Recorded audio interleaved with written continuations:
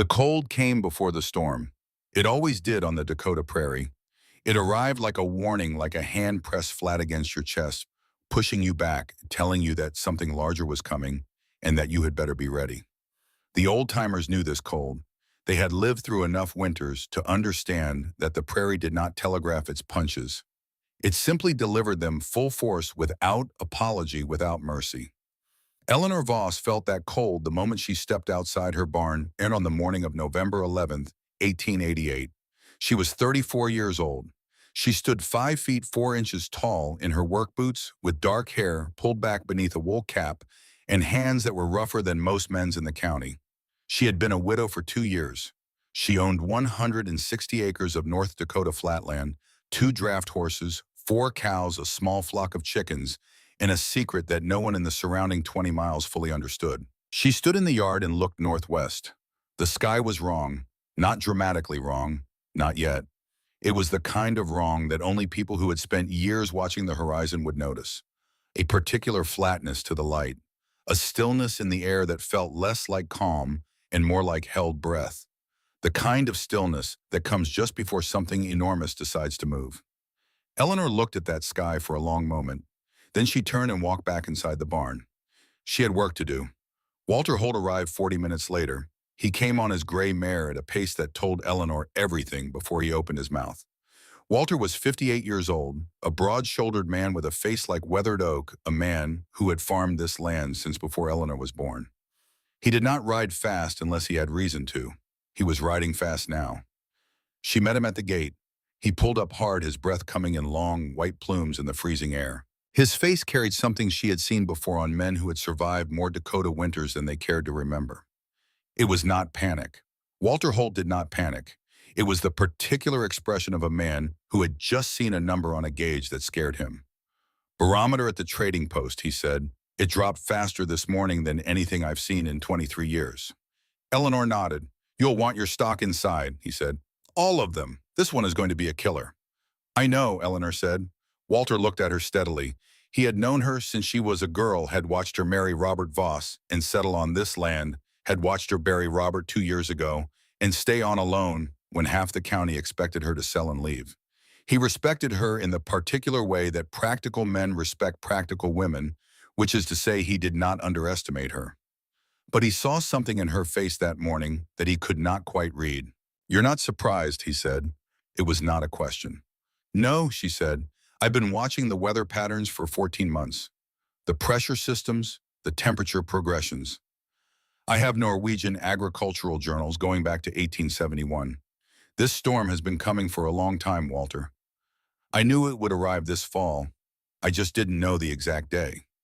Walter stared at her. This was the thing about Eleanor Voss that the rest of the county had never quite grasped. They looked at her and saw a widow farming alone, which was hard enough to do and worthy of some respect. But they did not see what was happening inside her head. They did not see the journals stacked on her kitchen table, the calculations she ran by lamplight after the day's work was done the systematic way she approached every problem that the land threw at her. They thought she was stubborn. She was. But she was also something else. She was precise. "There's something else," Walter said. He hesitated, which was not like him. "Heard there's a family of new immigrants settled about 4 miles east near the Tolliver Creek Bend. Germans, I think. Came in late October. They don't know this land. They've never seen a Dakota winter." Eleanor looked toward the eastern horizon. "How many in the family?" 5, parents, 3 young children." She was quiet for a moment. Then she said, "Get your animals in, Walter. Get your family somewhere solid. And if you pass anyone on the road, tell them to find shelter before noon." He nodded. He turned his horse. Then he stopped and looked back at her.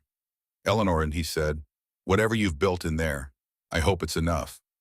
She held his gaze. "It will be." He rode away. She watched him go until he disappeared over the rise, then turned back to the barn and began her final preparations. To understand what Eleanor had built, you had to go back 14 months. You had to go back to a cold October morning in 1887 when she had stood in her yard holding a cup of coffee that had gone cold in her hands, staring at the spot on the far edge of her property where she had buried Robert Voss. She was not crying. She had finished crying months before that. She was thinking about how Robert had died. He had walked out to check on the horses during a storm. A simple errand, something he had done 100 times. The storm had come in faster than expected and the temperature had dropped 30 degrees in 2 hours, and Robert had lost his bearings in the whiteout. They found him 40 steps from the barn door. He had been walking in the wrong direction. He was 36 years old. He was wearing his heavy coat and his good boots, and he had done nothing wrong, and it had not mattered. Eleanor had spent the weeks after his death reading. She read everything she could find about cold weather survival. She read accounts of Norwegian and Scandinavian farming techniques about how people in the harshest climates in the world had learned not just to endure winter, but to use the earth itself as a tool against it. She learned about earth-berm structures, about the way soil temperature below the frost line remains steady at 54 degrees Fahrenheit, regardless of what is happening on the surface. She learned about sod construction, about thermal mass, about the physics of heat retention in enclosed underground spaces. And then she did something that the people around her could not understand. She started digging, not in the open, not in a way that anyone would notice. She began in the back corner of her barn behind the northern wall, in the space that most people use for storing old equipment and forgotten things. She worked in the evenings after the day's farming was done, after the stock was fed and the lamps were lit.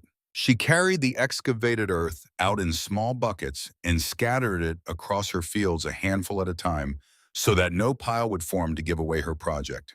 She dug for 3 weeks before the shape of it began to emerge. The plan was specific. She had run the calculations many times. A chamber 12 feet by 14 feet, 7 feet high, pushed 3 feet below grade into the earth on the northern wall of the barn. The earth on 3 sides and above would act as insulation, holding the chamber at a steady 56 degrees even without additional heat. A small iron stove, properly vented, could push that temperature to 70 or higher. She designed a venting system that would allow fresh air to enter near the floor, while allowing stale air to exit near the ceiling, creating a slow circulation that would keep the air breathable without letting the heat escape. The math said it would work. The people around her said otherwise. The first serious objection came from Caleb Marsh. Caleb was 50 years old, heavy-set, with a dark beard going gray, and the kind of voice that carried across a room without him trying. He was not a bad man. He was the kind of man who had strong opinions and enjoyed sharing them, who had been right often enough in his life that he had stopped seriously entertaining the possibility of being wrong. He had lived in this county for 20 years and considered himself one of its senior authorities on practical matters. He found out about Eleanor's project by accident. She was at the trading post in early spring purchasing materials. A folded sheet of paper slipped from her coat pocket when she reached for her coin purse. She picked it up quickly, but not quickly enough. Caleb Marsh was standing 3 feet away, and he had eyes like a hawk. "What's that?" he said. "Nothing," she said. "Looks like a blueprint," he said. And because he was Caleb Marsh and had never learned to leave things alone, he reached out and took it before she could stop him. He unfolded it. He looked at it for a long moment. Then he looked up at her with an expression that mixed amusement and pity in roughly equal measure. "Eleanor," he said, "what in God's name is this?" There were 6 people in the trading post. They all turned to look. "It's a design," she said, "for a structure." "An underground structure," he said. He said it the way you might say something absurd, turning the words over slowly so everyone could appreciate their absurdity. "You're building a room underground, in your barn, like a—" He laughed. It was a short, sharp sound. "Like a mole." No one laughed with him, but no one disagreed either. Eleanor held out her hand for the paper. He gave it back, still smiling. "I've seen men try to build underground in this country," he said. "The ground shifts. The walls collapse. The air goes bad. People get sick, Eleanor. In the winter, especially, you get moisture buildup. You get mold. You get—" "Thank you, Caleb," she said. "I'm trying to help." "I know you are," she said. She folded the paper and put it back in her coat. She paid for her materials. She walked out. In the street, she loaded her wagon without looking at anyone. Her jaw was set. Her hands were steady. There was a tightness in her chest that she recognized and did not welcome the particular pressure of public humiliation, of being laughed at by someone who had not read what she had read, had not done what she had done, had not felt what she had felt, standing over a grave in October. She drove home. That evening she went into the barn alone. She stood in the half-finished chamber surrounded by raw earth walls and the smell of turned soil. She held her lantern up and looked at what she had built. She thought about Robert. Then she picked up her shovel and dug until midnight. Agnes Pruitt came to see her in April.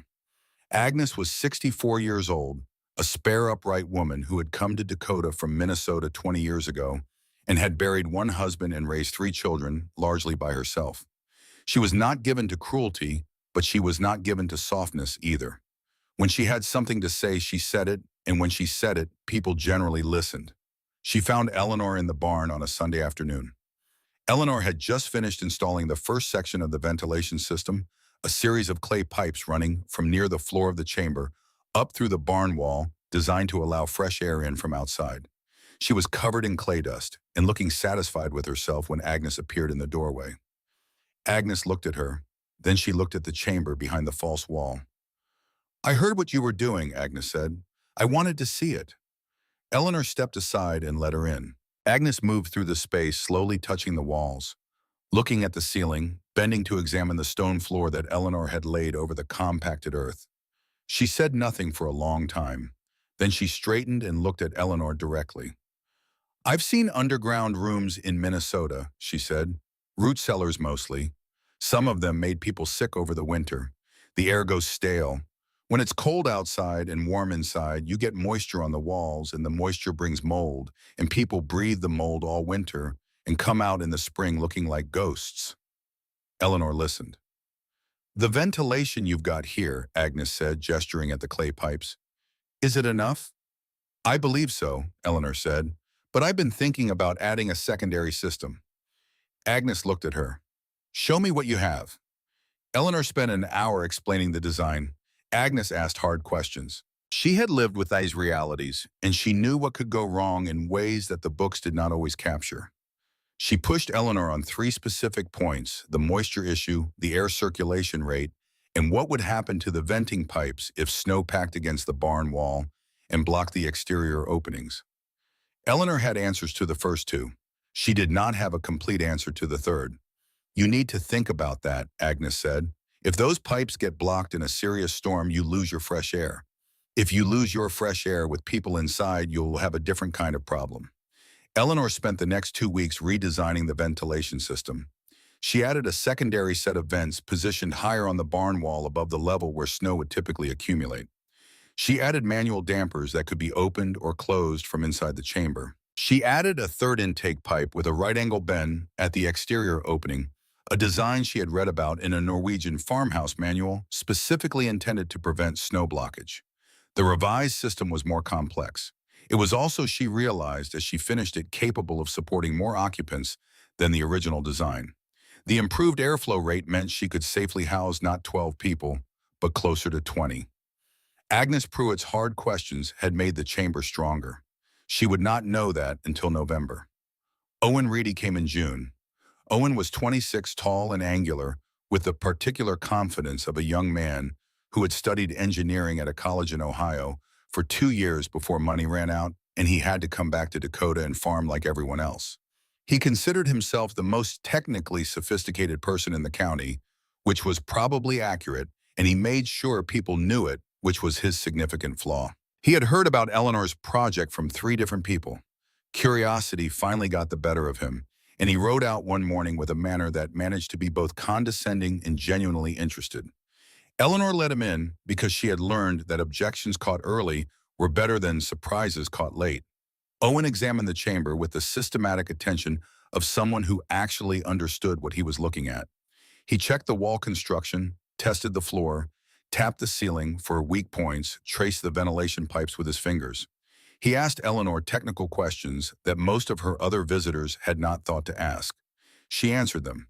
He nodded, revised his assessment, asked more questions. Then he found something. He had been examining the section where Eleanor's iron stove vented through the barn's main chimney system, a design she had worked on carefully to avoid exactly the problem Caleb Marsh had mentioned, the possibility of fire traveling back through the structure. Owen crouched in the corner where the stovepipe connected to the main flue and was quiet for a long time. "There's a gap here," he said finally. Eleanor came and looked. Between the stovepipe and the barn's chimney wall, Owen said, it's small, maybe half an inch. But if you're running this stove hard in serious cold and the barn gets dried out, you could get an ember traveling back through this gap into the space between the walls. You could have a fire in the structure and not know about it until the smoke came through the floor, Eleanor said. Or until a wall gave way, Owen said. He stood up. He looked at her. There was no smugness in his face now. He had found a real problem, and finding real problems was something he took seriously, even when everything else about his manner was insufferable. That needs to be fixed, he said. Eleanor spent 3 weeks fixing it.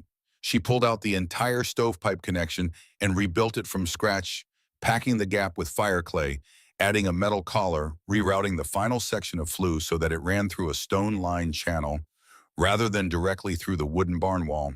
The work was slow and precise, and twice she had to tear out what she had done and start again because it was not right enough. When she finished, she tested it. She ran the stove for 6 hours at full heat and spent that time moving around the barn and the chamber, touching every surface near the flue line, watching for smoke, watching for heat, watching for any sign of the danger Owen had identified. There was none. The repair had worked, but something else had happened in the process of rebuilding that section. To reroute the flue as she had done, Eleanor had shifted the stove's position 14 inches to the east and reconstructed the alcove around it. The new configuration, by accident and necessity, had opened a section of the northern wall that she had previously thought was structurally committed. She stared at that open wall for several days before she understood what it was telling her. It was space, hidden space, a compartment roughly 3 feet deep and 4 feet wide behind the repositioned stove alcove, invisible from the chamber's main area, unless you knew exactly where to look. Eleanor stood in that compartment for a long time. Then she began filling it slowly over the following weeks. Dry wood split fine for the stove, enough to run the stove for 4 additional days beyond what she had stored in the main chamber. A separate reserve, a second layer of preparation hidden inside the first layer. The flaw Owen Reedy had found had given her the compartment. The compartment would matter in November in ways she could not yet know. The summer passed. The harvest came and went. The days shortened. Eleanor moved through the final months of preparation with the calm attention of someone who has been working toward a single point for a long time and can finally see it approaching. She stocked the chamber methodically, preserved food enough for 6 months, blankets, wool-oiled leather, medical supplies, basic tools, a second lantern, and oil. She checked the stove, the vents, the walls, the floor. She ran the stove for 3 days in September to test the system under real conditions. The chamber held at 68 degrees with the outside temperature at 32. The math had been right. In October, she ran the stove for 2 days with the outer barn doors open to simulate storm conditions. The chamber held at 64 degrees with the outside at 18. Still right. Still, she did not tell anyone what she had found. She had learned over the 14 months of this project that sharing results before they were needed only created more arguments, more doubts, more of the particular energy that Caleb Marsh generated effortlessly and without cost to himself. She would show people what she had built when showing mattered. Not before. The first day of November came in cold and dry. The second day came colder. By the 6th day, Eleanor was checking her weather notes every evening and finding the same pattern, repeating the specific sequence of pressure drops and temperature shifts that the Norwegian records described as a precursor to the worst storms of the century. On the 10th day, she moved everything she might need for the next 2 weeks into the chamber. On the 11th, Walter Holt rode up on his gray mare with his face carrying the expression of a man who had just seen a number that scared him. After Walter left, Eleanor worked through the morning in deliberate sequence. She brought the horses into their stalls and gave them extra feed. She secured the 4 cows and spent time with each of them in the particular way that animals require when they are sensing something in the air that humans have stopped being sensitive to. The chickens she brought into the barn entirely knowing from what Walter had said that anything left outside had no chance.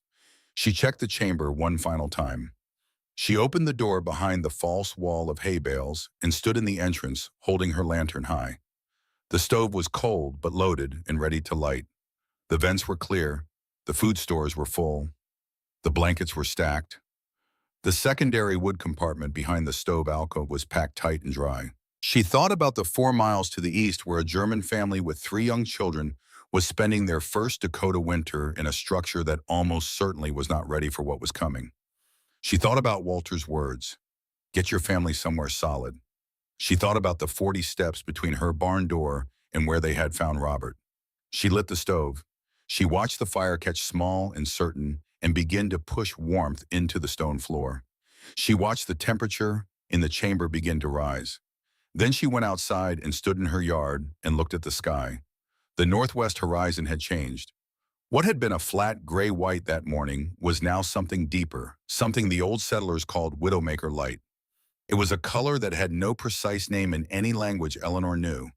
A greenish gray that seemed to carry weight, seemed to press down on the land with physical force. The air was utterly still. The cold had deepened past the tight crackle of morning into something heavier and more serious. Something that didn't sting so much as simply took drawing heat out of everything it touched with an almost administrative efficiency. Eleanor stood in that air and understood with complete certainty what was coming. She had read about storms like this in the Norwegian records, in the accounts of the Great Prairie Blizzards, in the clinical descriptions of how temperature could drop 40 degrees in 6 hours when the right conditions aligned over flat open country. She had read the numbers. She had calculated what those numbers meant for human survival without shelter. She had built the answer to those numbers. She had built it with her own hands alone in the evenings over 14 months, while people like Caleb Marsh laughed and Agnes Pruitt worried, and Owen Reedy found flaws. And the county watched with the polite skepticism that communities reserve for people who are doing something no one else has thought to do. She had taken every doubt they had thrown at her and turned it into a better wall, a cleaner vent, a stronger seal. The chamber was ready. She was ready. The first gust hit at 2 in the afternoon, and it hit like a freight train running downhill. With no brakes, the barn shuddered. The yard disappeared in a wall of white that moved so fast it seemed less like falling snow than like the sky itself tearing apart. The temperature dropped 10 degrees in 20 minutes. Eleanor was inside the barn when it came, and she felt the structure shake around her with a force that had no negotiation in it, no moderation, nothing resembling the storms she had experienced before. This was different. She understood in her body in the way that bodies understand things before the mind catches up that Walter Holt had been correct. This was a killer storm. This was the thing she had been preparing for, the thing that had taken Robert, the thing that the Norwegian records described in the careful, measured language of people who had seen it take entire families. She went to the chamber door and opened it. Warm air rolled out into the freezing barn like a breath from another season. The stove glowed steady and orange in the dim light. The stone floor held a warmth that you could feel through the soles of your boots. The temperature inside read 68 degrees on the small thermometer she had hung from a ceiling beam. The barn around her was already dropping toward zero. She stepped back outside the chamber, back into the barn's main space, and stood between the two temperatures. The divide between them was physical, almost visible. The warmth of what she had built, the cold of what the world was becoming. She had enough food for 6 months. She had enough wood between the main store and the hidden compartment to run the stove for 8 days. She had 20 ventilated spaces of air. She stood in the barn door, her hand on the wood frame, watching the white wall of the storm swallow the last visible edge of her property, and she waited. 3 minutes later, she heard it. Not the howling of the wind, which was constant and enormous and had become within the last hour the basic texture of the world. She heard a fist, hitting wood, hard, desperate, coming from the barn door. Eleanor crossed the barn in the 12 steps and put her shoulder to the door and pushed it open against the wind. A wall of snow burst inside. The cold that came with it was something she felt in her teeth. 2 figures stumbled through the opening and collapsed against each other just inside the door. Agnes Pruitt. And behind her, one hand gripping her mother's coat, was Clara, 28 years old and 8 months along her face, the particular white of someone who has been outside too long in the wrong kind of cold. Agnes looked up at Eleanor from her knees on the barn floor. Her voice had almost nothing left in it. "Our roof," she said. "It came down in the first gust. We ran." Eleanor looked at Clara. She was shaking in the specific, full-body way that meant her core temperature had already started to drop. Can you walk? Eleanor asked her. Clara nodded. Then come with me, Eleanor said. Right now. She led them to the northern wall. She pulled aside the hay bales. She opened the heavy plank door. Warm light spilled across their faces. Agnes Pruitt, who had stood in this chamber months ago and asked hard questions and identified real problems and helped Eleanor build something stronger than she had started with, stood still in the entrance of the chamber he had helped improve without meaning to, and looked at what Eleanor had made. She did not say anything for a long moment. The warm air moved around all three of them like something living. Then Agnes put her hand against the sod wall, and the sod wall was warm, and Agnes looked at Eleanor with the expression of a woman who had seen a great many things in 64 years and was in this moment seeing something she had not seen before. Something that worked. Something that would hold. The storm outside hit the barn with a sound like the world ending. Inside the chamber, the stove burned steady. The earth held its warmth. And Eleanor Voss stood at the door of what she had built, alone in the dark, over 14 months, while people doubted and laughed and warned and questioned, and she understood that the building had been the easy part. What came next was what she had built it for. The storm did not build gradually. It arrived complete. One moment the world outside the barn had edges, shapes, a horizon that a person could fix their eyes on and use to orient themselves. The next moment there was nothing, only white. Only wind that had no direction because it came from every direction, simultaneously a roaring pressure that found every gap in every board and pushed through it with the focused intention of something that wanted inside. Eleanor had the chamber door open. Clara was already through it, moving toward the stove, with the instinct of someone whose body had made the decision before her mind could. Agnes followed, one hand on the wall, her breathing shallow and effortful from the run through the storm. Eleanor pulled the heavy plank door shut behind them. The sound changed immediately. Not silence. The storm was too large for silence. But the register dropped the way sound drops when you step into a church, a shift from the immediate and violent to something muffled, distant, manageable. The walls held. The earth held. The stove burned with the steady orange patience of something that had been waiting to be useful. Agnes stood in the center of the chamber and breathed. She breathed in the way that people breathe when they have been holding their breath for a long time without knowing it. Her shoulders dropped. The particular rigidity that cold forces into every muscle, that white-knuckle tension of a body trying to generate heat by sheer force of will, began to release. Clara had already found the blankets Eleanor had stacked on the wooden shelf along the eastern wall. She wrapped one around her shoulders and sat down on the stone floor near the stove, with the slow, deliberate movements of someone who has learned in the last 30 minutes that her body is not as indestructible as she had believed. Eleanor watched her. The color was already coming back. The baby, Eleanor said quietly. Clara looked up. Moving, she said. Still moving. She placed one hand over her abdomen. Something that might have been relief or might have been a more complicated emotion that had no single name moved across her face. I can feel it. Eleanor nodded. She turned to Agnes. Agnes was looking at the chamber walls. Not the way a frightened person looks at walls seeking reassurance. The way an experienced person looks at construction, reading it, understanding it. She touched the sod with her fingertips. She looked up at the ceiling beams. She traced the ventilation pipe with her eyes from where it entered the floor near the eastern corner, up to where it exited near the ceiling on the north wall. You fixed the snow blockage problem, Agnes said. Secondary vents, Eleanor said, higher on the barn wall, and a right-angle bend on the exterior opening. Agnes was quiet for a moment. I didn't think you'd have time to rebuild the whole ventilation system. I had 2 weeks. Agnes looked at her. There was something in her face that Eleanor had not seen there before. Not quite apology, not quite admiration. Something older and more complicated than either. The look of a person who has given their honest assessment and watched someone take that assessment and build something better with it. I was wrong about the room making people sick, Agnes said. This air is clean. It will stay clean, Eleanor said, as long as the vents hold. Agnes nodded slowly. Then she went to sit beside her daughter, and she took Clara's hand, and she did not say anything more. Outside, the storm pressed against the barn walls like a living weight. They had been in the chamber for 40 minutes when the next knock came.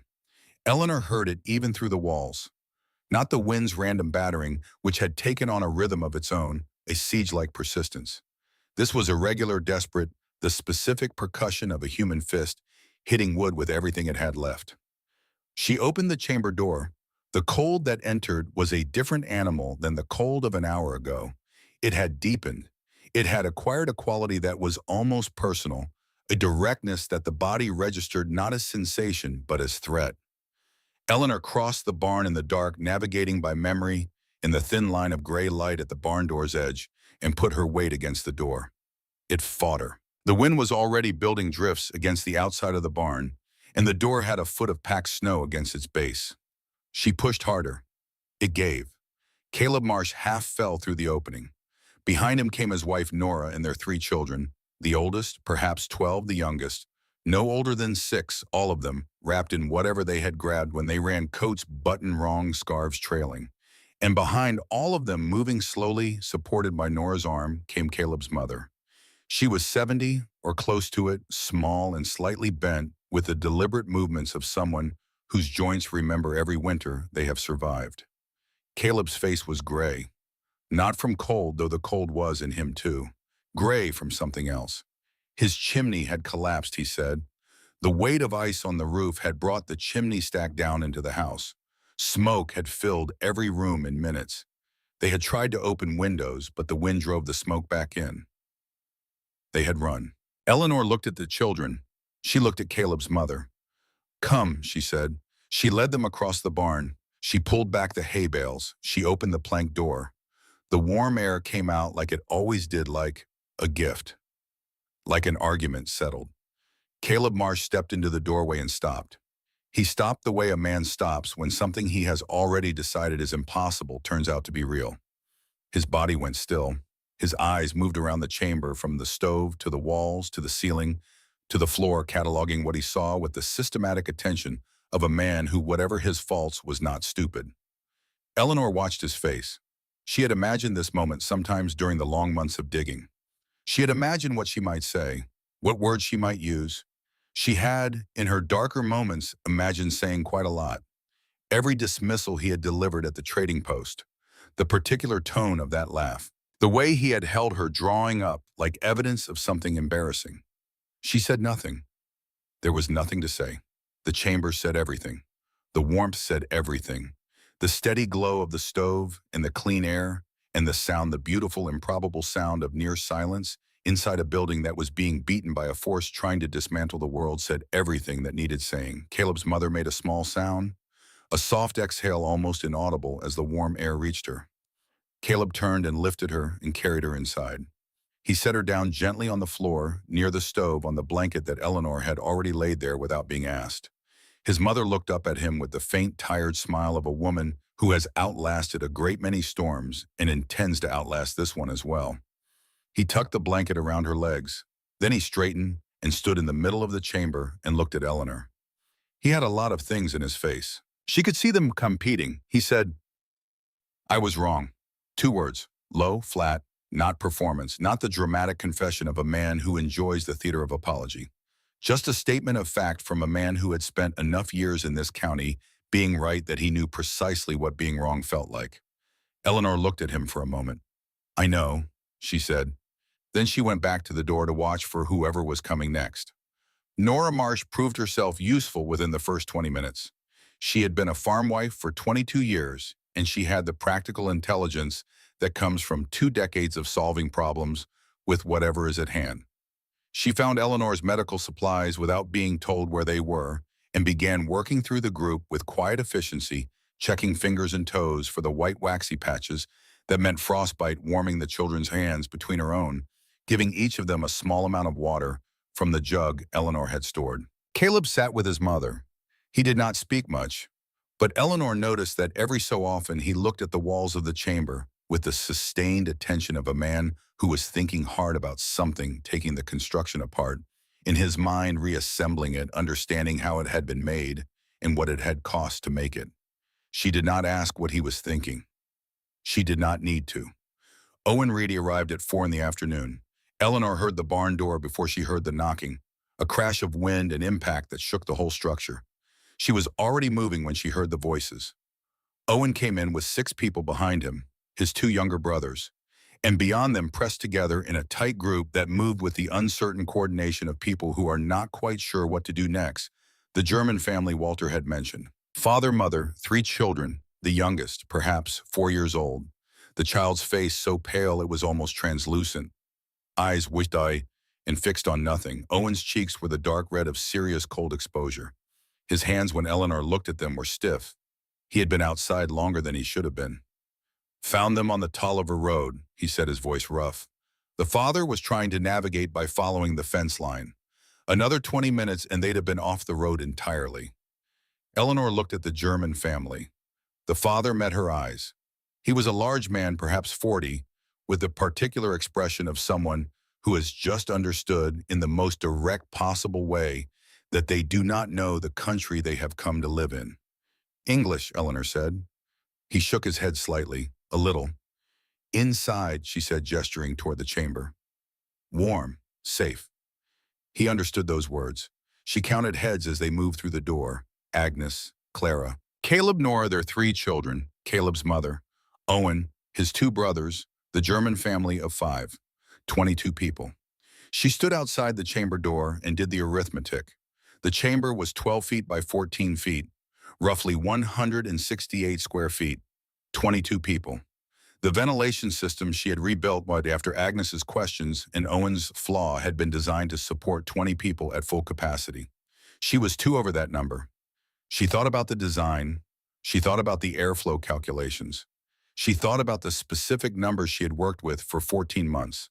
2 over capacity was not a catastrophe, not yet. Not if the vents were fully open.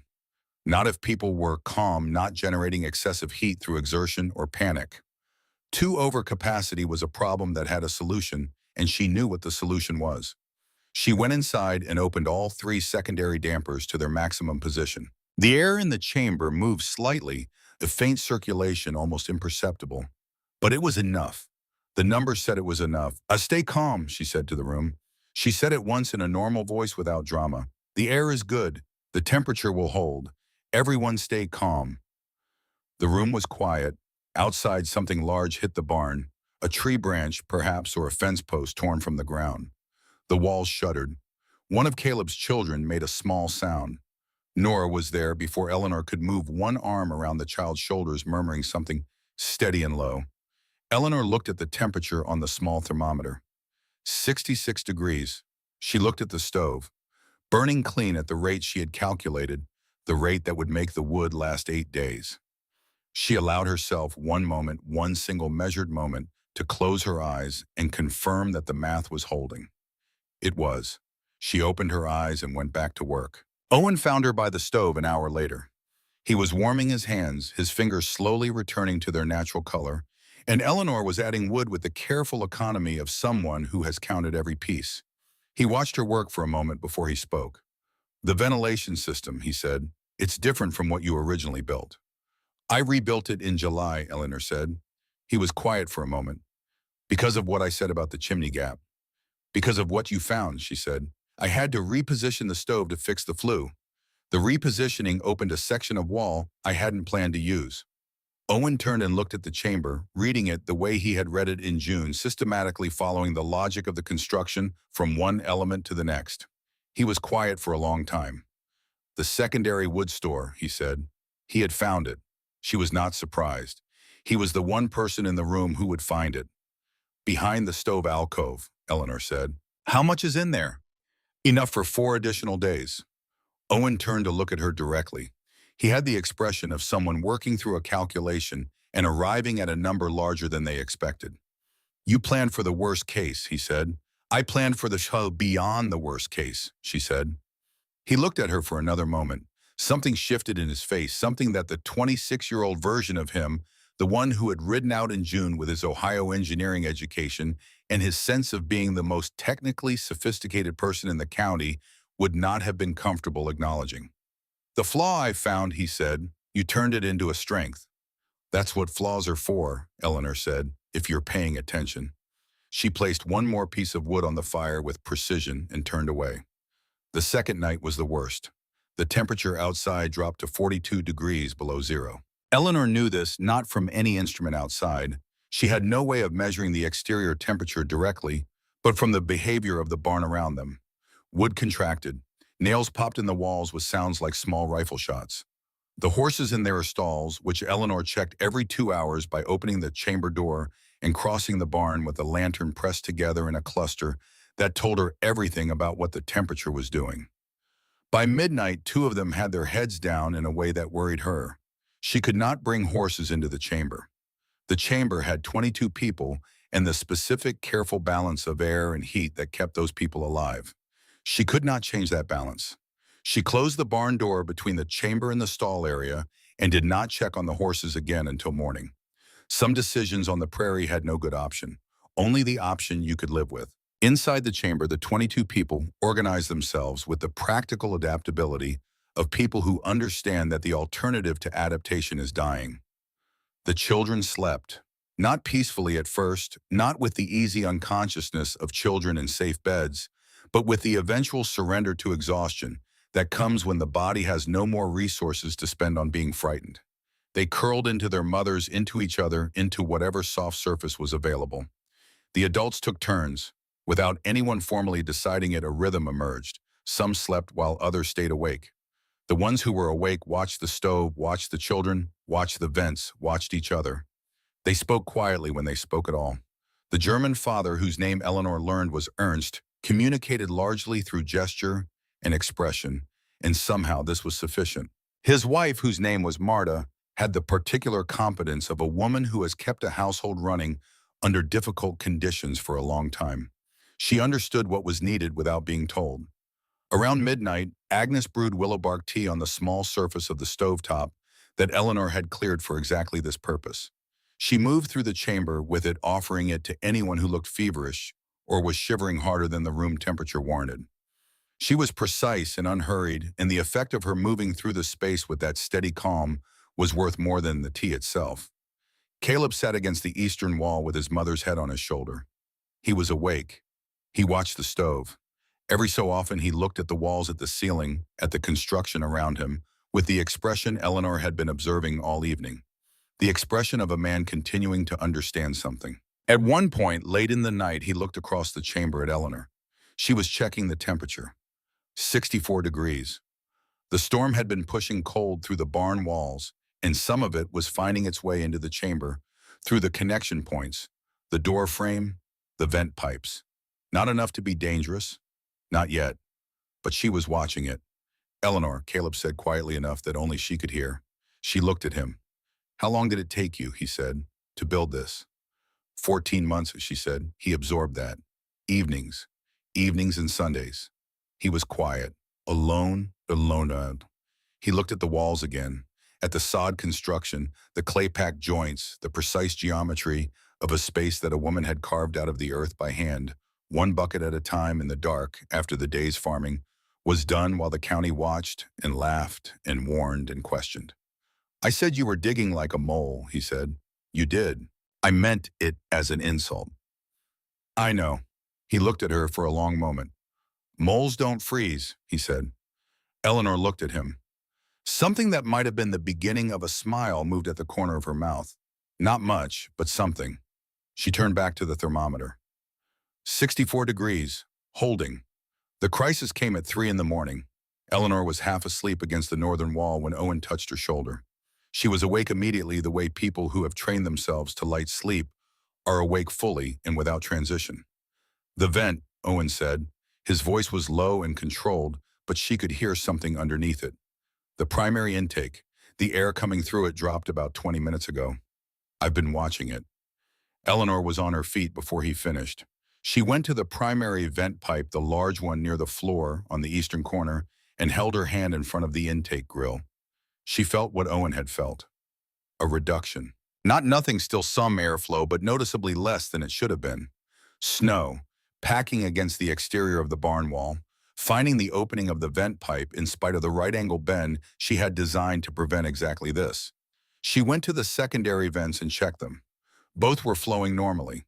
The air quality in the chamber was not yet compromised, not with the secondaries running. But if the primary stayed blocked and the storm ran another 24 hours, she would have to start cycling the secondaries off and on to prevent the cold they admitted from dropping the chamber temperature. She ran the calculation in her head. There was another option. Someone would have to go outside, find the primary vent opening on the barn's exterior wall, and clear the blockage. It was, in terms of the physics, a simple task. A hand-to-stick 30 seconds of work. In terms of what was outside the barn, at 3 in the morning with the temperature at 42 below zero, it was something that required serious thought. Eleanor pulled her coat from the hook by the chamber door. "I'll go," Owen said. She looked at him. "I know what the opening looks like," he said. "I helped you trace the system in June. I know exactly where it exits on the wall. I can find it without a lantern." He paused. "And I'm 26. This was not said cruelly. It was said factually in the voice of someone making a practical argument. Eleanor was 34. Owen was 26. The difference in those 80 years under the conditions outside this door right now was real and measurable. She handed him her coat anyway. "Wear both," she said. "Mine over yours. Take the rope from the hook by the stall post.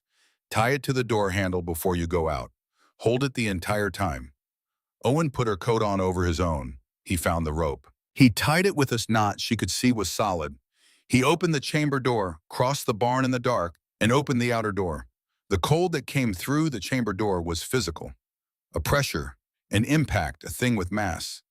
Several people stirred. Ernst looked up. Caleb's mother murmured something. Eleanor held the chamber door at a narrow crack and watched the faint movement of the rope. 2 minutes. 3. The rope moved steadily, which meant Owen was moving steadily. 4 minutes. At 4 minutes and some seconds, the primary vent intake at Eleanor's feet came back to life. She felt the airflow against her palm, strong and clean and cold, and exactly what it should be. 30 seconds later, Owen came back through the barn door, moving fast, snow-covered and rigid with cold, but upright and functional. Eleanor had blankets ready. He wrapped himself without being told and stood near the stove until his hands thawed enough to confirm that all his fingers were working.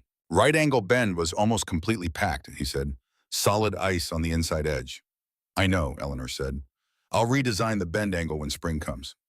Owen looked at her. He was shivering, but something that lived deeper than the shivering was entirely steady. "You're already thinking about next winter." "I'm always thinking about next winter," she said. He was quiet for a moment. Then he said with the particular directness of someone who has spent a night inside a thing they once criticized, "You built something that works. I mean that specifically. Not just that it's surviving, it's performing the way you designed it to perform. That's rare." He paused. "In anything.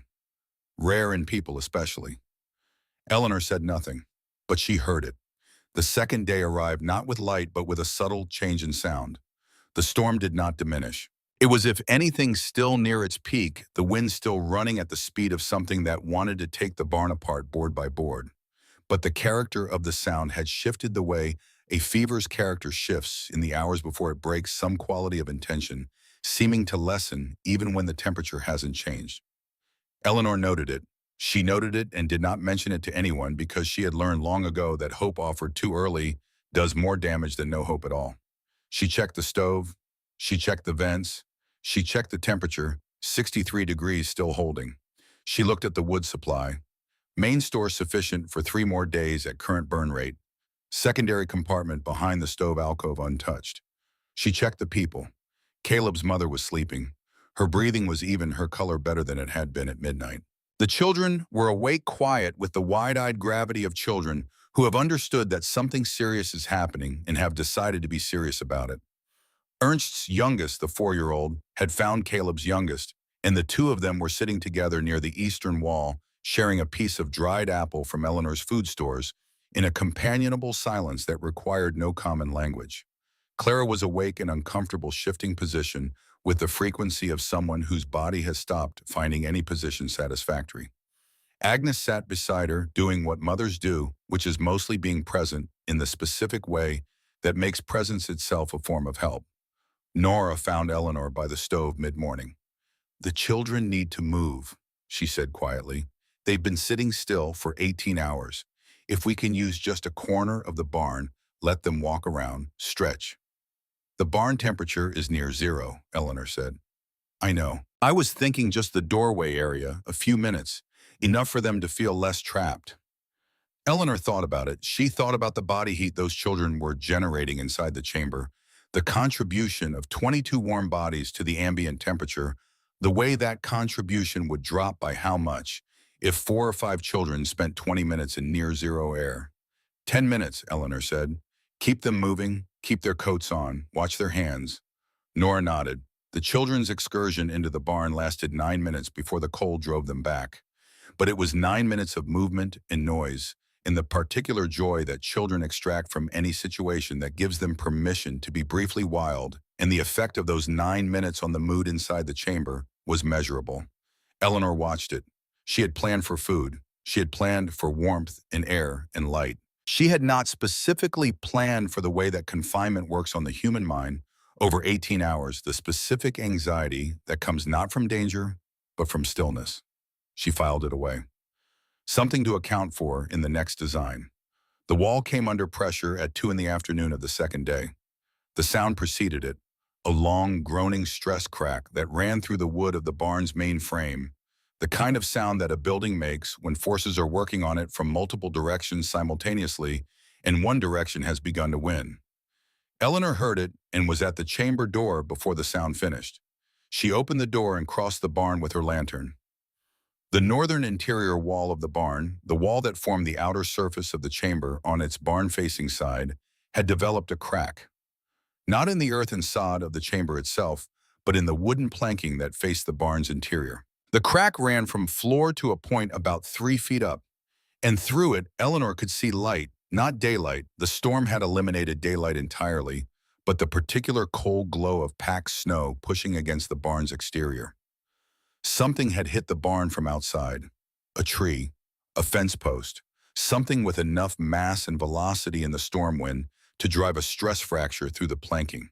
She examined the crack carefully. The sod wall of the chamber behind the planking was intact. The fracture was in the barn's structural wood, not in the chamber itself. But if the planking gave way entirely, cold would flood the barn interior at a rate that the chamber door alone could not contain. The ambient barn temperature would drop faster than it already was. The horses, the 2 that were still on their feet, would not survive it. And there was a secondary concern. The false wall she had built to conceal the chamber entrance used some of the same planking that had fractured. If that wall took further stress from the outside, the hidden door might warp, might jam. She needed to brace the planking. She found lumber in the far corner of the barn where she kept her spare construction materials. 3 lengths of 2x4. She found her hammer and nails in the tool area near the stall. She worked by lantern light in a barn that was cold enough to make her fingers clumsy after 3 minutes of exposure. She was halfway through setting the first brace when someone appeared beside her. Walter Holt. She had not known Walter was in the barn. She had known he arrived at some point in the storm's first hour, his own farmhouse too far to shelter in safely once the whiteout set in, but she had been managing the chamber and had not tracked his movements specifically. He looked at what she was doing and picked up the second length of 2x4 without saying anything. They worked without speaking. Eleanor held the braces in position. Walter hammered. His hands were steadier than hers in the cold, the hands of a man who had been doing physical work in Dakota winters for 30 years. The sound of hammering echoed in the barn, sharp and purposeful, a very different sound than the random hammering of the storm. It took 20 minutes. When they finished, Eleanor tested each brace with her shoulder pushing hard. They held. She looked at the crack. The planking had stopped moving. Walter set the hammer down. He looked at the bracework. He looked at Eleanor. Good design, he said. He meant the chamber. He meant all of it. He was a man who did not say things he didn't mean and didn't expand on things once he'd said them. It should hold, Eleanor said. It will hold, Walter said. Built right holds. He picked up his lantern and went back to wherever he had been sitting. Eleanor stood alone in the barn for a moment, the cold pressed against her from every surface. The lantern flame moved in the draft from the crack, even braced, even sealed. As well as she could seal it, the cold still found its way in. She looked at the false wall, at the edge of the plank door barely visible in the lantern light. 63 degrees on the other side of that door, 22 people. She turned and walked back, opened the chamber door, and stepped inside. The warmth hit her like a hand, steady and sure, like the land itself reaching up to meet her. She stood in the doorway for one moment and let it reach her. Then she closed the door behind her and checked the temperature. 63, still holding. The storm raged through the night and into the gray nothing of the second morning. Eleanor moved through the chamber in the rhythm she had established, stoking the stove, checking the vents, checking the people, counting the wood with her eyes. She slept in 30-minute intervals when she could, leaning against the wall near the stove, one part of her attention always listening for the sounds that would require her to act. She heard the wind. She heard the barn creak and settle and creak again. She heard the slow, regular breathing of sleeping people. She heard snowpack higher against the barn's outside walls, a gradual muffling of the storm's highest frequencies as the drifts rose. And very early on the morning of the third day, in the hour before any real light came, and while the storm was still fully present and the temperature outside was still somewhere in the vicinity of 30 below zero, Eleanor heard something she had not heard in 53 hours. A reduction, not silence, not the absence of wind, but a wind running at 90 miles per hour sounds different from a wind running at 60. The difference is not dramatic. But to a person who has been listening to nothing else for 53 hours, it is unmistakable. Eleanor opened her eyes. She looked at the thermometer, 63 degrees. She looked at the vent, flowing normally. She looked at the stove, burning cleanly. She stood up slowly, trying not to wake the people around her, and went to the chamber door. She opened it. She crossed the barn, stepping carefully around the horses, and put her eye to the narrow gap at the barn door's edge. Outside in the darkness, the snow was still blowing. The wind was still running hard enough to blind a person in 30 seconds. The temperature was still lethal, but the character had changed. The storm was tiring. Eleanor stood at that gap for a long time, long enough for her breath to cloud around her face and for her fingers to go stiff in the cold. She stood there and she watched the darkness outside, and she understood what she was seeing, what the change in sound meant, what it would mean by morning. She went back to the chamber. She did not wake anyone. She sat down beside the stove and added one careful piece of wood to the fire. She had 14 pieces left in the main store. She had not yet touched the hidden compartment. She did not need to. The storm broke the way old things break. Not all at once, not with a dramatic final gust and a clean silence. It broke the way a fever breaks, or the way a long argument finally exhausts itself gradually in stages, each stage quieter than the one before it, until at some point you realize that what you are hearing is no longer the thing itself, but only its memory.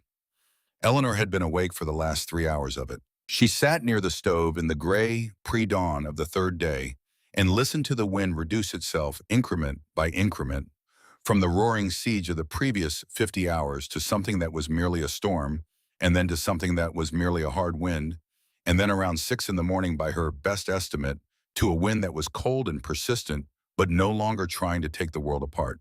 She did not move immediately. She had learned in 2 years of farming alone that the moment after a danger passes is one of the most treacherous moments there is. The body, released from sustained vigilance, wants to collapse. The mind, tired from long calculation, wants to stop.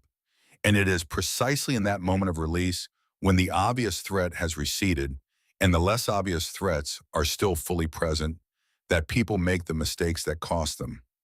She sat by the stove and let the quiet arrive fully. Let it settle. Let it prove itself. Then she stood up. 22 people woke slowly in the uneven way that people wake when they have been sleeping in fear. Not the clean transition from sleep to wakefulness that a safe bed provides, but the careful listening emergence of people whose bodies have not yet received permission to fully relax. Children first. They always woke first. Caleb's youngest was on his feet and looking around the chamber with the wide-eyed assessment of a child who has forgotten in sleep where he is and is now remembering. His older brother was already awake beside him, sitting up with his knees to his chest, looking at the stove with the concentration of someone performing a private inventory. Ernst's 4-year-old was still asleep, curled against her mother's side with the total unconscious surrender of very young children. Her small face entirely peaceful in a way that had no connection to what the world outside had been doing for the last 2.5 days. Eleanor looked at Clara. Clara was awake. She had been awake for some time, Eleanor thought. She was sitting against the eastern wall with her hands resting in her lap and her eyes open, and a quality of stillness about her that was not the stillness of exhaustion, but something more deliberate. "How are you?" Eleanor said quietly. "The baby hasn't stopped moving since last night," Clara said. "I think she knows the storm is over." Eleanor allowed herself briefly to look at Clara with something that was not a calculation or an assessment, but simply the recognition of what it meant that this young woman was sitting here warm and alive and 8 months along in a room that had not existed 14 months ago. "She'll be born in spring," Eleanor said. "She will," Clara said. "I'm going to tell her about this place." Eleanor said nothing, but she did not look away for another moment before she turned to the stove and began her morning assessment. The stove had 7 pieces of wood left in the main store. She had not touched the secondary compartment. She noted this with the clean satisfaction of a calculation that has proven out the specific pleasure of a number that matches its prediction. She had designed the main wood store to last 8 days at the burn rate she had set. The storm had run approximately 60 hours, 2.5 days, and she had used the wood at slightly below her calculated rate because the chamber's thermal mass, the accumulated warmth in the sod walls and stone floor, had reduced the stove's workload in the middle hours of the second night as the walls released their stored heat. She had 7 pieces left because the walls had done their work. She added 2 pieces to the fire and watched the chamber temperature. 62 degrees. It would rise as the day wore on, and 22 bodies continued generating heat in an insulated space. By noon, without adding more wood, it would be at 65. The math held. It had always held. Owen was the first one out. He volunteered without being asked, which told Eleanor something about who he had been before this storm and who he was becoming after it.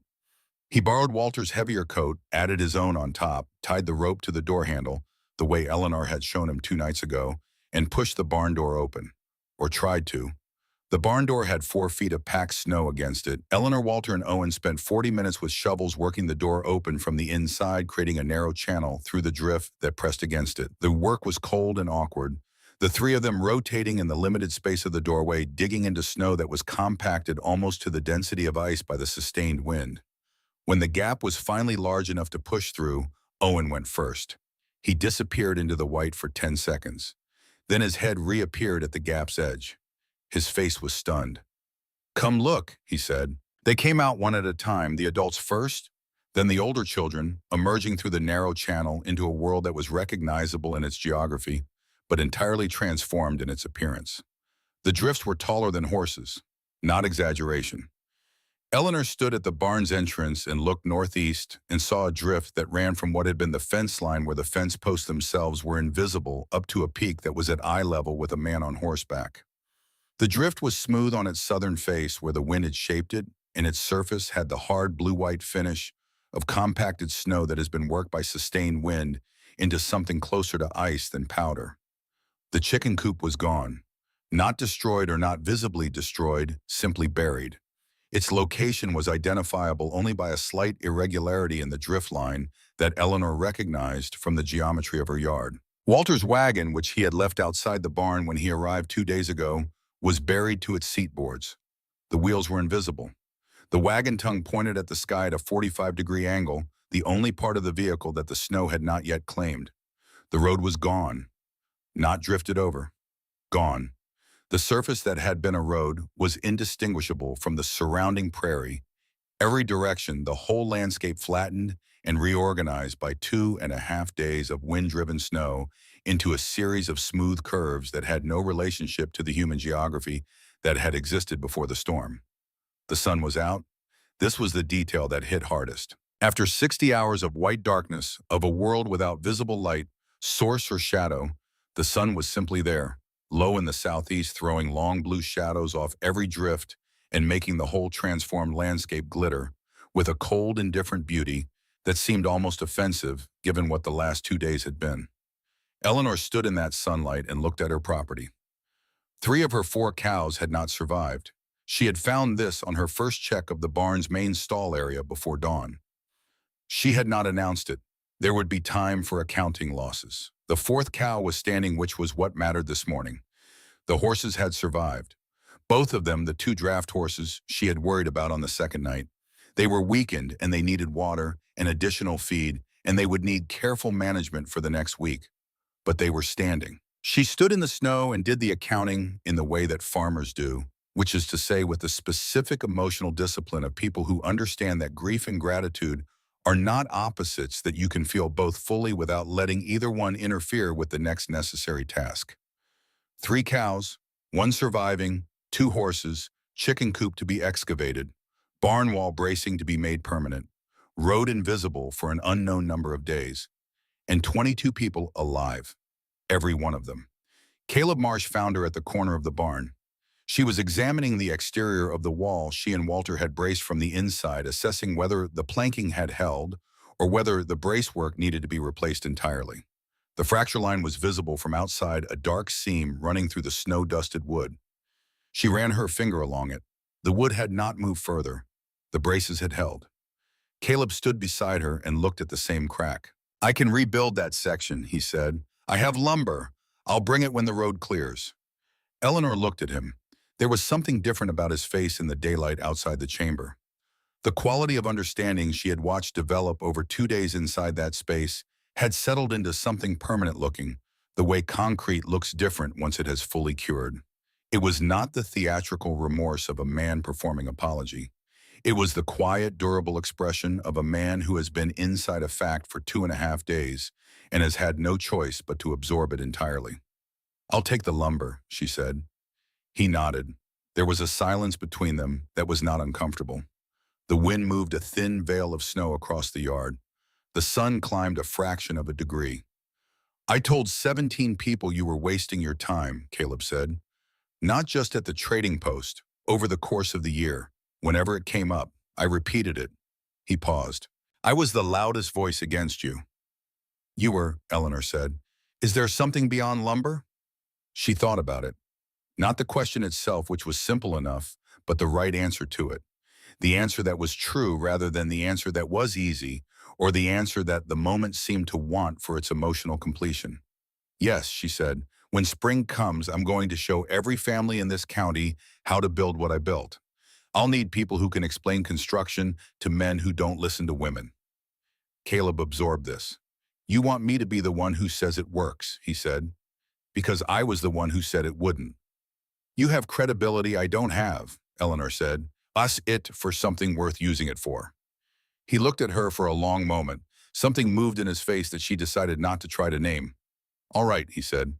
They stood together in the cold for another moment. Then Caleb turned and walked back toward the barn to find his family, and Eleanor turned back to the wall she was examining, and the accounting continued. Agnes came to Eleanor in the early afternoon.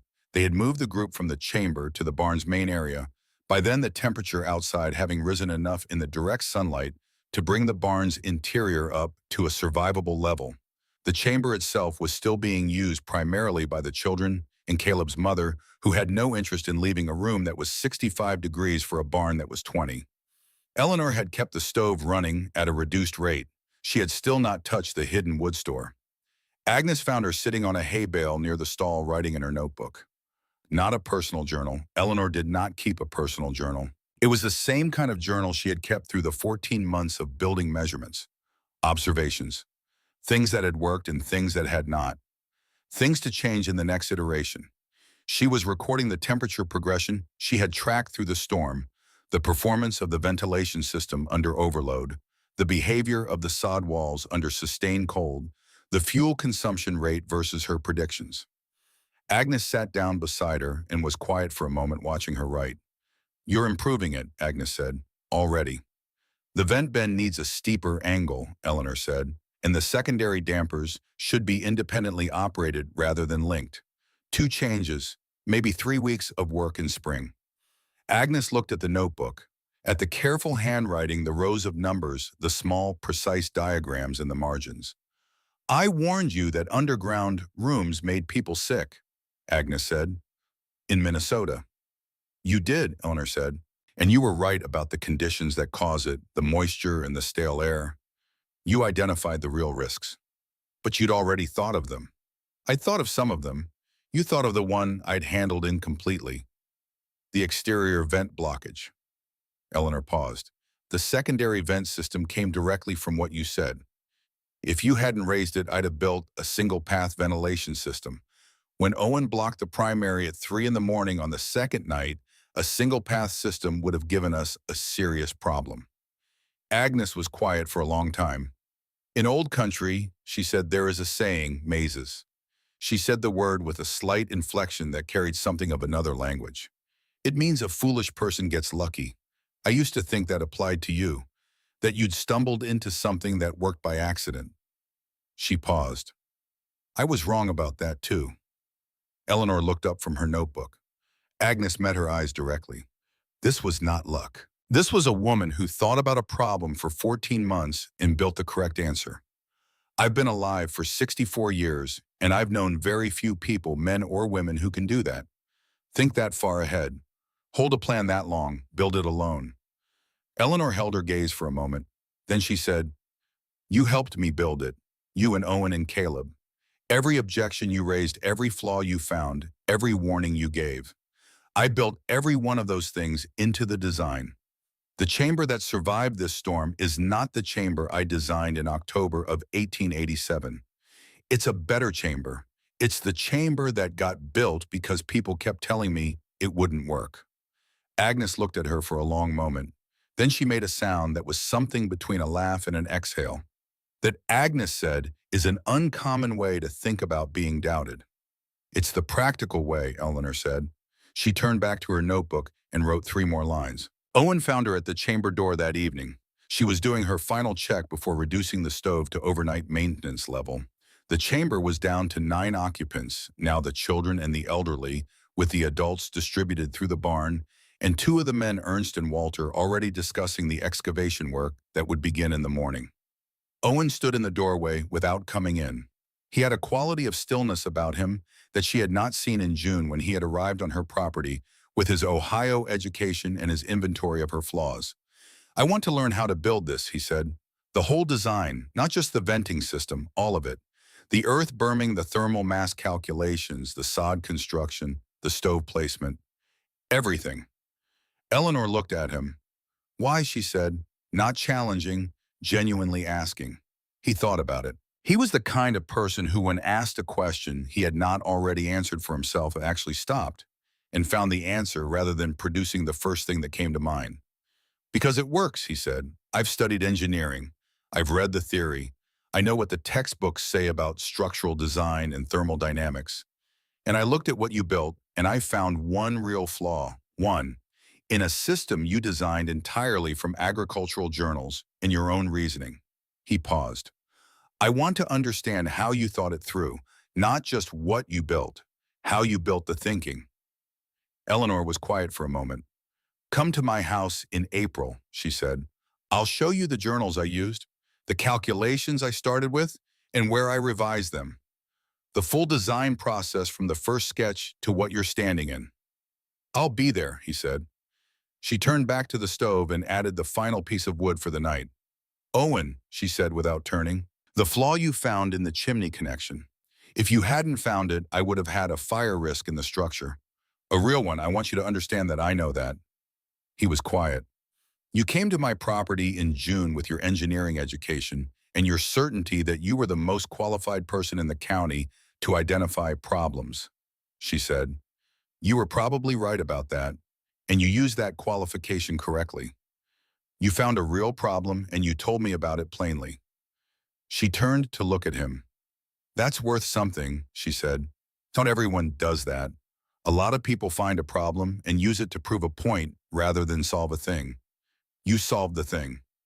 Owen looked at the chamber floor, at the stone surface that had held 63 degrees through 42 below zero. I came here to show you your errors, he said. I left knowing you'd turned my criticism into part of the design. That's what good criticism is for, Eleanor said. If you can learn to give it that way on purpose, you will be useful to every person in this county who's trying to build something. He nodded once.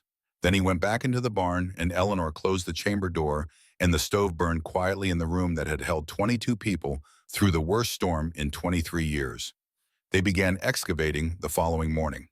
All the able-bodied adults working in rotation spent the better part of 2 days clearing paths, first from the barn to the well, then from the barn toward the road, then outward from there toward the properties that needed to be checked.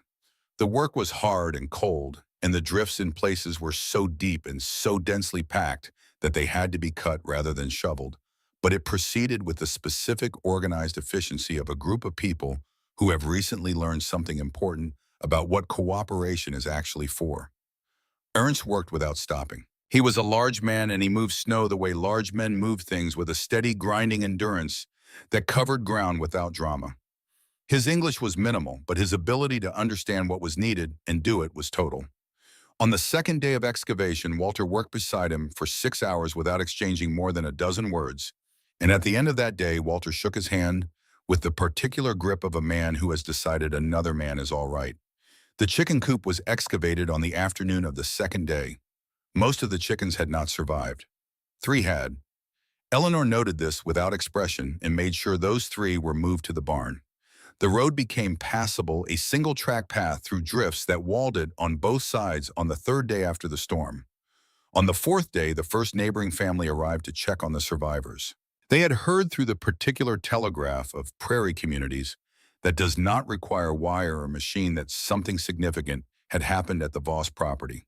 They found 22 people, all alive, 1 infant, not yet born, a barn, with its walls intact, in a chamber in the earth that had held through 42 below zero. They stayed for 2 hours. They asked questions. Eleanor answered them. More families came the following week, and the week after. Spring came slowly as Dakota Springs do, grudgingly releasing winter 1 degree at a time, as if uncertain it was making the right decision. The snow retreated from the fields in stages, leaving behind the particular exhausted quality of prairie land that has been under deep snow for 4 months, a grayish-brown flatness that needed warmth and time before it would accept the color that was coming. Eleanor spent March writing. She wrote the full design documentation for the chamber, not the abbreviated version she carried in her head or the working sketches she had kept in her notebook, but a complete set of construction drawings with measurements, materials, lists, step-by-step guidance, and the specific notes she had accumulated over 14 months of building and 2.5 days of proving. She wrote the ventilation calculations. She wrote the thermal mass equations simplified enough that a person without an engineering background could follow the reasoning. She wrote the section on wood storage with particular care, including the design of the secondary hidden compartment and the argument for building more capacity than you believed you would need, because the event that tests a shelter is never precisely the event you plan for. She wrote a section on the psychological dimensions of long confinement that she had not expected to write, that she had not planned for in her original design, the need for movement, for small freedoms, for the maintenance of ordinary human rhythms inside extraordinary circumstances. She included Nora's solution, the children's 9-minute excursion into the coal barn, as an example. She sent the completed documentation to Owen in April, as she had promised. He came to her house the following week and spent a full day with her journals and her calculations, asking questions that were better than the questions he had asked in June. Not better because they were more technically sophisticated, though they were, but better because they were asked with a different kind of attention. The attention of someone who is trying to understand how a mind works, rather than trying to find where a mind has failed. They spent 6 hours at her kitchen table going through the design from its first principles to its final form. Eleanor answered every question. She showed him the Norwegian journals, the specific passages that had started her thinking. She showed him the early sketches and the places where the design had changed and why and what had caused each change. At the end of the day, Owen sat back in his chair and looked at the spread of papers across her table with the expression of a man who has just finished reading something that is going to change how he thinks about his field. "You know what this is," he said. He gestured at the documentation. "This is an engineering manual, written by someone who taught herself engineering from first principles and then tested it against the hardest possible conditions." "It's a building guide," Eleanor said. "It's both," Owen said. He asked if he could take a copy. She had already prepared one. By the end of that summer, 11 families in the county had begun building earth-berm chambers. Owen Reedy visited every one of them. He brought Eleanor's documentation and his own annotations, the product of the day, at her kitchen table, and the questions that day had raised in him over the subsequent months. He walked each family through the design, explained the reasoning, answered their technical questions, and in every case made a point of saying the same thing. He said this design was built by Eleanor Voss, who was a farmer in this county who lost her husband to a Dakota winter, with no adequate shelter, who spent 14 months designing and building a solution alone, and who opened that solution to 22 people during the worst storm in 23 years and brought every one of them through alive. He said it clearly and specifically in the particular voice of a young man who understands that credit is not a diminishing resource and that giving it accurately costs nothing and means a great deal. Caleb Marsh said the same thing to different people. He said it at the trading post where he had once held up Eleanor's blueprint and laughed. He said it at the church where community matters were discussed. He said it to the County Agricultural Society, which he attended regularly, and which had, until recently, never had occasion to discuss Eleanor Voss as anything other than that widow who farms alone out east. He said it without fanfare and without the theatrical self-flagellation of a man performing his redemption. He said it with the flat, credible authority of a man who had been wrong about something specific and wanted people to know the correct version of the fact. The effect was real. By autumn, Eleanor Voss was not the woman who dug into her barn like a mole. She was the woman who had built the chamber. The distinction was not merely semantic. It was the difference between being the subject of a joke and being the holder of knowledge that people needed. People came to her. Farmers, homesteaders, a few townspeople who had property with the right soil conditions. She showed them what she had built and explained how she had built it and answered their questions with the same directness she had applied to everything else. She did not soften the labor involved or minimize the difficulty of the construction. She told them it took 14 months working evenings and Sundays. She told them to design for more capacity than they thought they needed. She told them to welcome the objections of skeptics because skeptics find the real flaws before the real flaws find you. She told them to think about the case beyond the worst case. Some of them listened carefully and went home and built it right. Some of them built a simpler version that would have been insufficient for a storm like the one in November. A few built nothing and hoped the winter would be gentle. Eleanor could not control what people did with what she showed them. She could only show them. This too she understood. The winter of 1889 came in cold and early. On a Thursday in late October, Eleanor stood in her barn doorway and looked northwest at a sky that was gray, but not yet threatening. The temperature was 16 degrees and falling a normal fall cold, the ordinary weight of the season, rather than the particular intent she had felt in the sky a year ago. She had restocked the chamber completely in September. New food, new blankets, fresh wood in both stores. She had rebuilt the ventilation system with the steeper vent angle she had designed after the storm, and she had changed the secondary dampers to independent operation as she had planned. She had repaired the barn wall planking that Caleb had brought lumber for in spring and built the bracework permanent rather than emergency. The chamber was better than it had been a year ago.